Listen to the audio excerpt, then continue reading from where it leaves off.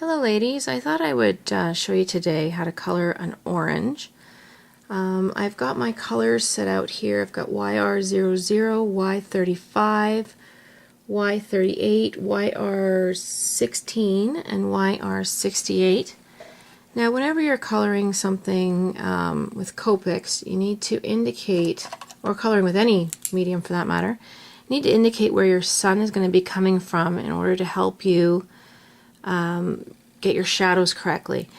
Now mine is coming from this direction when I color this, but it's actually coming from a little bit towards the front too. And the reason it's especially important to figure this out is because you need to figure out where your highlights are going to be.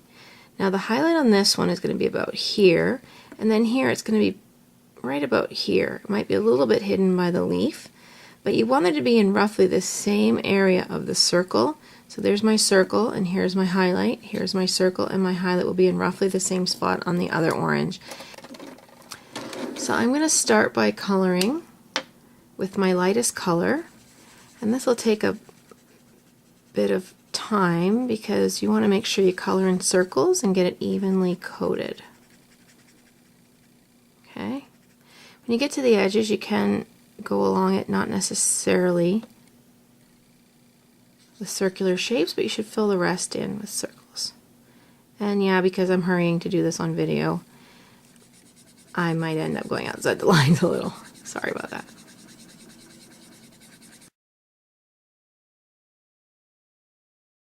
And I'm going to color right over the leaf because this tutorial is specifically for the oranges, and I don't know if I'll get time to do the leaf. So I do have another printout of the same orange that I can show you how to do the leaves if there is time.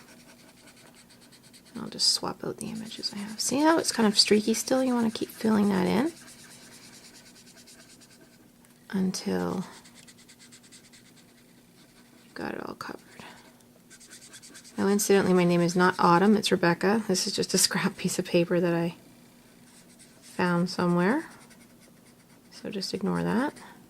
And the way you can tell if your Copic coloring is going to be nice and even as you check out the back. And as you can see, my coloring is pretty nice and even, and it's come through to the back, which is what you want unless you're working with very thick paper. So now we're going to start to leave the highlighted area by coloring around it. So like I said, my highlight is going to be about here. So I'm going to start it out by covering it in a circle. Now it probably won't end up that big, but I like to start out quite large because inevitably you go in a little bit or it stops being quite so round, and then you need to fix it up a bit. And so if you start out too big, you can always fill it in. You can't go back the other way as easily. You can use clear blender to pick out the highlight, but it doesn't always work as well as leaving it to start with. Now I don't want my highlight to be bright white because even the brightest highlight isn't going to be perfectly shiny, but I probably will pick it out with the clear blender a little bit right in the very center later on. So I'm going to color the rest in with this color, which is Y35. I'm going to go pretty much everywhere except that highlight. I don't have to color in quite as thickly now because the paper is already going to be saturated with my first color. So, although I want to color it evenly, it doesn't have to be quite as thick a layer or take quite as long as before. Another reason why I color over the edges is I very often cut out my images, especially an image like this. Sometimes they even layer it. I often would cut out the flower and do a second layer of the flower. So the next color I want is a little bit darker. We're going to use Y38. And now we're going to go a step back from our highlight because the highlight on an orange is quite large and round. I don't know if you've ever really noticed. It's not a bad idea to do a little research and either look up some oranges on Google or check out the ones in your fridge, of course, if you have any, just to see what the highlight looks like. And it actually is sort of a gradual highlight. It's not a pinpoint of light. It's sort of an area that gradually gets brighter and brighter towards the middle. So I'm going to go over the whole area. You can see it's looking much more like an orange rather than the sort of peachy color I started out with. And you want to make sure and go smoothly around that other highlight too. Well, I would have left a little bit more room, but like I said, I'm going quickly trying to finish this up for you guys. Okay, so there we go with that next color. And again with this color, YR16, we're going to go even a little wider around that highlight. You'll see it looks really great in the end. And because we're getting so close to the edge of the orange, we're actually not going to go fully around the highlight. We're going to have to leave a little bit over here that's going to be uncolored to make it look more realistic. Because highlights on a round object will always be round. Now if your orange wasn't quite perfectly round, your highlight wouldn't be either. But since most oranges are pretty round and these ones appear to be, I'm going to color them like that.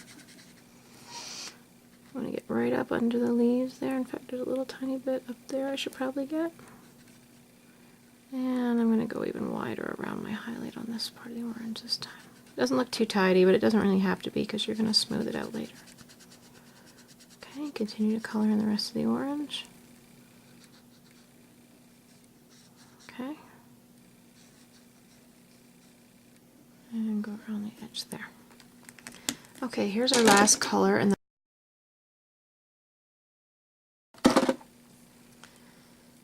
so as you can see, this image is a little different than the one we were looking at in the beginning. I actually made a mistake, so I had to color another example and set it up for you again. So now I'm going to use my last color. Now we already have a pretty rich orangey color everywhere, so we're going to use this last color as the highlight. So anywhere a shadow would fall. Now because the angle of the light is coming from up here, just checking if you can see that on the, yeah you can, okay, on the video, sorry. Coming from up here, that leaf would shade the orange just a little bit. Now there really wouldn't be any shadow on this edge because the sun's coming from in here, but back here there would be a little bit of a shadow underneath this leaf. And then of course this leaf would cast quite a shadow, especially depending on how high up it was on the back of the orange here. Okay, so it would cast a shadow on the back side of the orange and a little bit down here because again things are round and shadows don't usually just stop abruptly.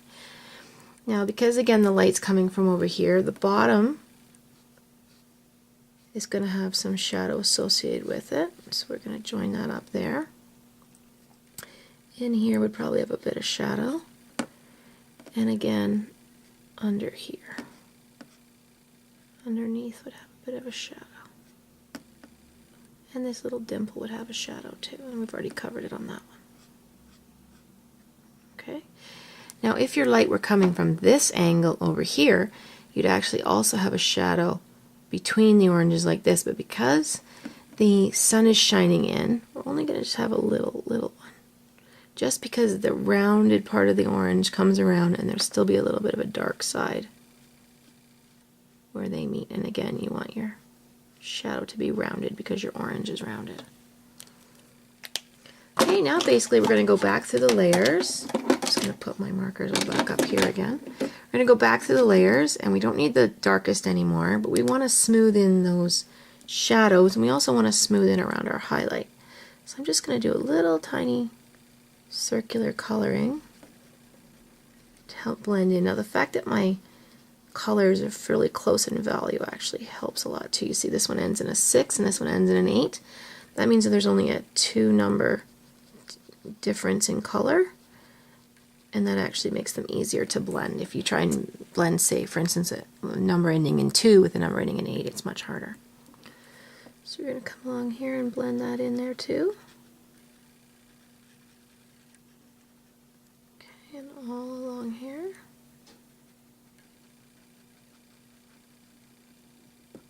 And right in here, that little dimple.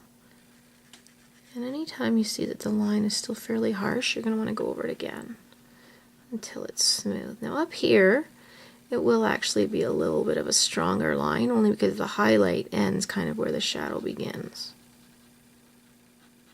And you actually would notice that there was more of a harsh line there if you were actually looking at an orange. Okay, so I've got my 2 darkest colors. I'm going to come in with my 3rd darkest, and now I want to smooth out around this highlight and try to blend in here. Now you're going to notice that it's going to get smaller.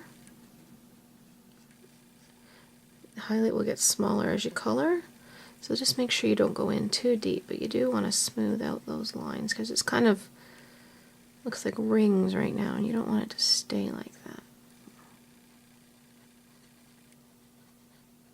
Smooth that in. Okay, and then I'm going to go back down to the lighter one again and smooth.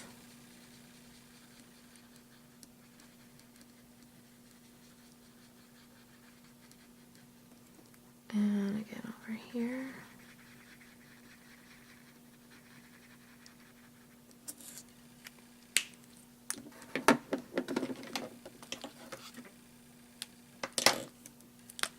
And right in the middle.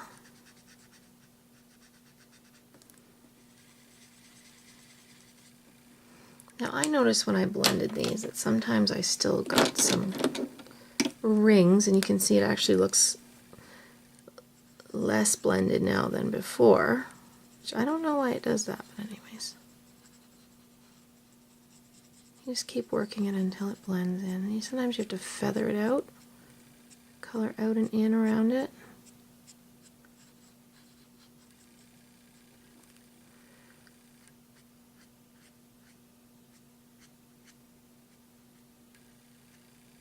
These little strokes don't lay down quite as much color, and so sometimes they smooth a little more quickly.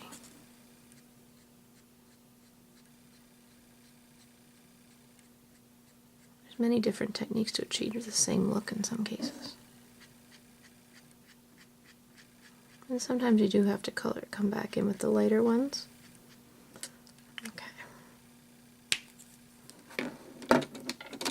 Now I'm going to come back to the bit darker one here. This is the second darkest color I had. This is the YR16. I'm just going to flick a bit of color in there to try and smooth that out.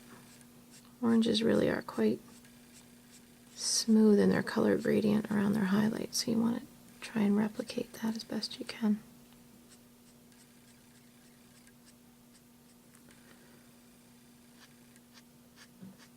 Oh, went a little too deep in there, but I'll fix that.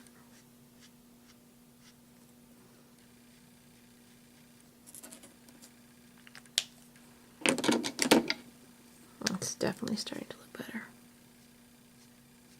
I hope it looks like that on the camera. Not sure how well it captures this sort of blend. It didn't look all that obvious when I reviewed the first part of the video, so hope it's looking okay. And then a little tiny bit of roundness there should work. There we go. Now I am going to add a little bit of my colorless blender to the very middle, just the very middle. I have a feeling I'm running over time, but oh well, we'll have to see. And again, you might want to flick that out to keep from getting a sort of a watermark line.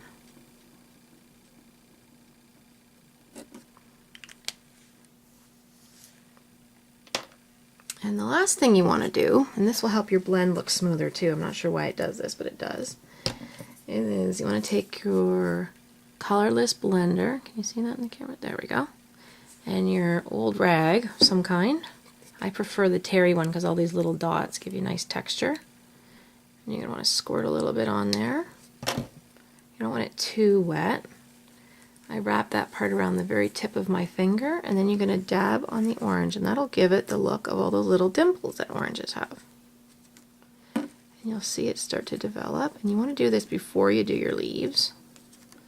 Because if you do it after, your leaves will also have dimples, no matter how careful you are. You can always do a mask if you need to, but otherwise, no matter how careful you are, you're going to get it.